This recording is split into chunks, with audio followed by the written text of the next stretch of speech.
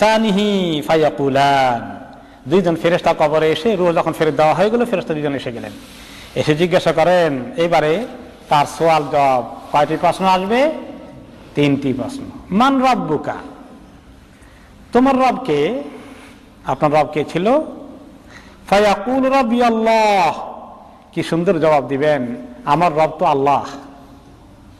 ফায়াকুলানে মা দীনুকা, আপনার দিন কি ছিল, কোন দিন আপনি অনুসরণ করে এসেছেন, কোন ধর্ম অনুসরণ করেছেন?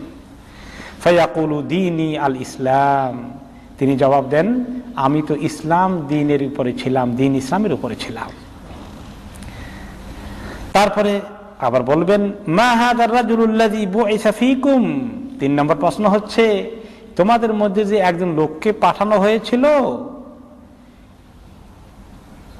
নবী করিম সাল্লাল্লাহু আলাইহি ওয়াসাল্লাম পরিচয়, মুহাম্মদ সাল্লাল্লাহু আলাইহি ওয়াসাল্লামের নামের পরিচয়